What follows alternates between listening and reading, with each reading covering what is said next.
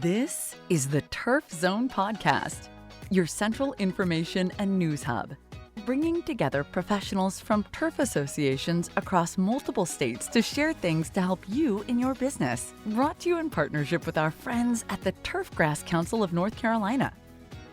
This episode is sponsored in part by Sod, world-class service on demand.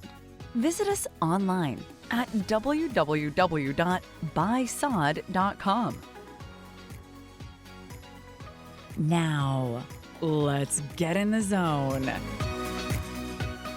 Welcome to the Turf Zone. In this episode, we feature an article titled, NC State's Art Bruneau Looks Back on a Distinguished Career. Art Bruneau, Emeritus Professor and Emeritus Faculty at North Carolina State University's NCSU Crop and Soil Department, has played an important role in the turfgrass industry for many years. Bruneau takes a look back on a long and distinguished career. The following answers have been slightly modified for brevity and clarity. What is your educational background? Bachelor's of Science degree in Plant and Soil Sciences in 1968 from the University of Rhode Island. Master's of Science degree in Plant and Soil Sciences in 1970 from the University of Rhode Island. PhD in Horticulture, Turf Physiology in 1983 from the University of Nebraska. Tell me a little bit about your family and personal life. My wife Caroline and I married 30 years ago. Her youngest daughter and my daughter were best friends growing up. Since we were widow and widower, the two decided we should get married, the real-life parent trap scenario. Thus we became a blended family, which included 5 girls and 2 boys. As a result, we expanded to include 8 adorable grandchildren. Unfortunately, Caroline passed away 13 months ago after a long and valiant fight against lung cancer. I miss her every day, but know that she is in good hands and with Christ. Tell me a little bit about how you got into the turfgrass industry and what made you pursue this career. I had an unorthodox and circuitous beginning, to put it mildly. I was born and raised in downtown Providence, Rhode Island, where the words agriculture, 4-H, FFA, extension service, etc. were never mentioned and never given a thought. The closest I came to being associated with agriculture was when I was young, watching a popular TV sitcom called Green Acres, a spoof on rural America. The other association was when my relatives brought fresh corn and tomatoes along the roadside.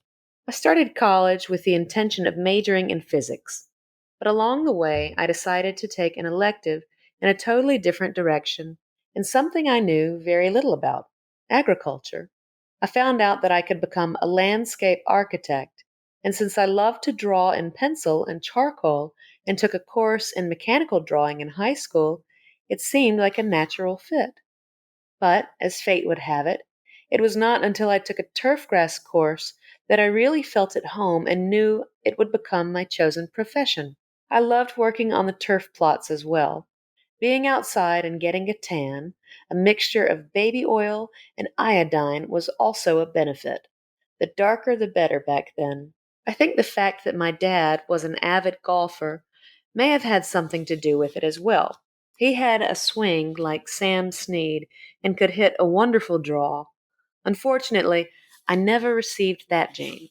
After receiving my BS, a turfgrass professor named Dr. C. Richard Scogley took me under his wing and allowed me to pursue an MS degree evaluating morphological, cytological, and anatomical features of Jamestown's chewings fescue.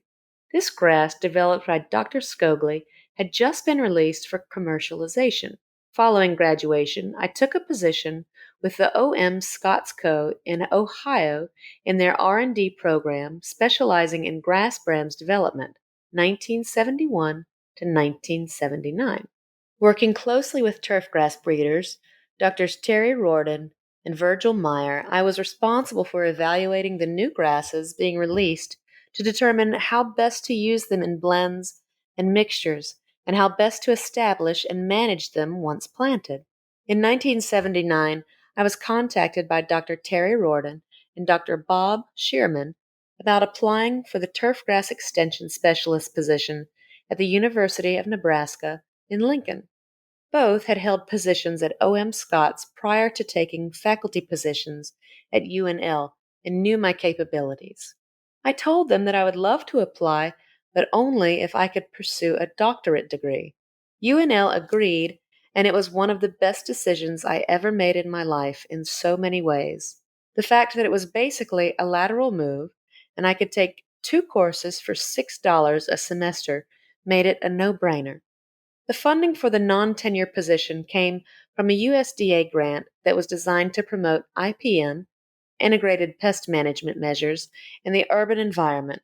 Since it was one of the first grants of its kind, the program received national attention and recognition. I still can't believe how much I learned and how much we accomplished over that 4-year period. I really can't thank Dr. Shearman and the rest of the Turfgrass faculty and staff enough for all they did in support of me. I knew when I graduated that I wanted to take an extension position at a university. I truly enjoyed helping turf managers and homeowners solve problems in the field and to present them with the latest research that would make their job easier and help to protect the environment. It also so happens that the position of Turfgrass Extension Specialist and Assistant Professor at NCSU became available at the perfect time in 1983. I applied and was accepted. It was the best thing that ever happened in my career. Since I moved from Nebraska, where the terrain is flat and the trees are sparse, I couldn't believe I was being paid to be in that environment. Pine trees, dogwoods, and azaleas in bloom, 2 hours from the beach and 3 or so hours from the mountains, it couldn't get any better. I knew very little about the transition zone or the southeastern U.S. at that time, but was quick to learn. Doctors Joe DePaula, Bill Gilbert, Bill Lewis, and Leon Lucas were very helpful in my transition. I truly believe that most goals are reached using the team approach. I am very proud of the fact that with the Turfgrass work group, we were able to create Turfiles, produce a number of publications such as Pest Control Recommendation Guide, and the Turf Pest Management Manual, as well as create the week-long short course. How long have you taught at NC State? What made you return to teaching and come out of retirement? What has been the most rewarding thing from your time spent as an educator? My appointment at NCSU was 87% extension and 13% teaching, which initially included teaching 30 students in an introductory turfgrass course. I didn't give teaching much thought when I accepted the position, but found it most rewarding from the start once I was in the classroom. I learned more than the students the first several years as I prepared and fine-tuned the material. Eventually, I ended up teaching 3 different classes, including a weed management class designed for both turf and ornamental students, as well as a seminar class. At one point in time, there were 8 labs and over 130 students in class. I loved every minute of it because of the student interaction. It's very rewarding to know that I may have played a small part in the lives of so many individuals. I'm proud to say that many of them became and still are leaders in the industry. I cherish those days and the many friends I made as a result. NCSU started a PGA Golf Management program about 20 years ago, and they asked me to be involved. I developed and taught the Turfgrass class in the PGM program for future golf professionals. I continued to teach the class on a contractual basis following my retirement. My goal was not to make them golf course superintendents, but to give them an appreciation of what is involved in maintaining a golf course and why it was essential for them to work as a team with the superintendent. I also think it would be beneficial for turf students to become familiar with the responsibilities of golf course professionals as well and why they need to interact with the pro shop.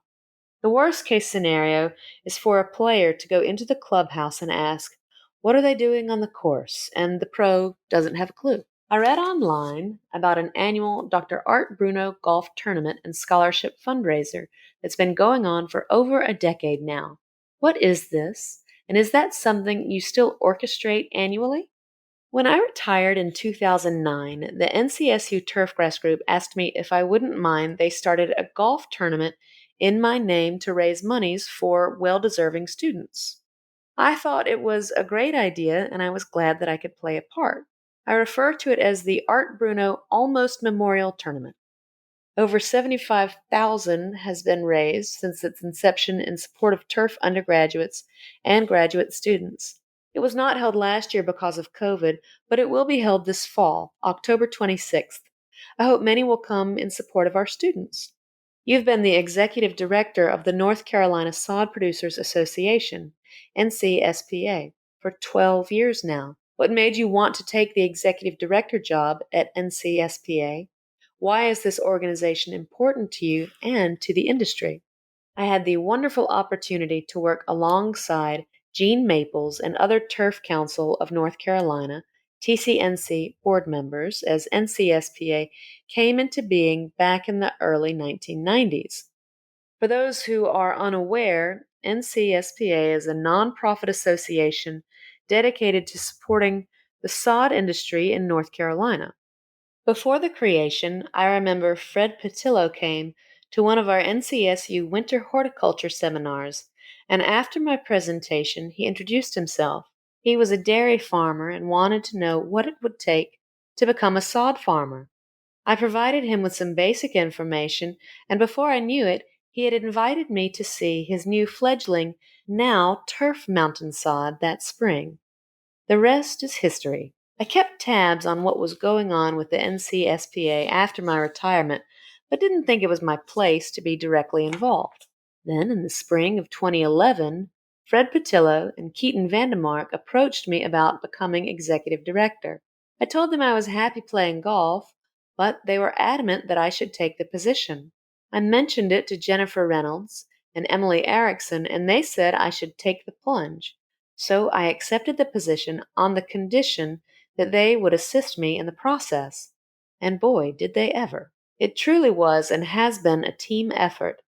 Jennifer left for greener pastures, but thankfully Emily has remained and is my rock and salvation. I always considered NCSPA to be comprised of members who I consider family. It's hard to believe that we are now third generation family members. I'm honored and proud to be a part of the family. Any success that we have achieved over the last 12 years has been made possible through the team effort of so many growers who have taken the time to become board members. It's only through their efforts, as well as the North Carolina Department of Agriculture Marketing Division, that we were able to obtain 5 USDA specialty crop block grants. These funds have been instrumental in allowing NCSPA to revise and expand its website and to market sod via PSA announcements and social media. It appears that our programs have increased market demand, and we hope that our members are pleased with our efforts. I believe the future is very bright for NCSPA since a certain portion of the royalties to be generated from Dr. Susanna Mila Lewis's very successful breeding program will be annually dedicated to the continued operation and support of NCSPA. I feel very blessed to have had the opportunity to come to North Carolina and be part of NCSU and NCSPA.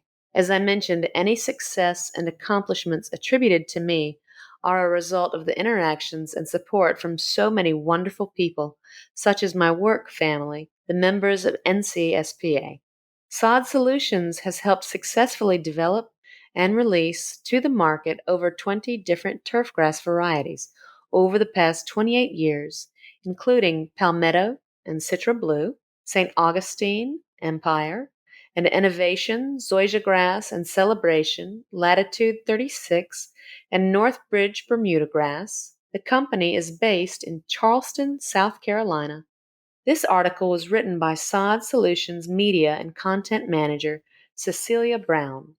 For media inquiries or high-resolution photos, email cecilia@sodsolutions.com. For all resources associated with this article, check out our show notes. Don't miss an episode. Subscribe on Apple Podcasts, Spotify, or wherever you get your podcasts. You can also check us out on the turfzone.com. You've been listening to the Turf Zone.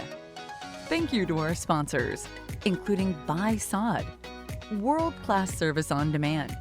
Visit us online at www.buysod.com.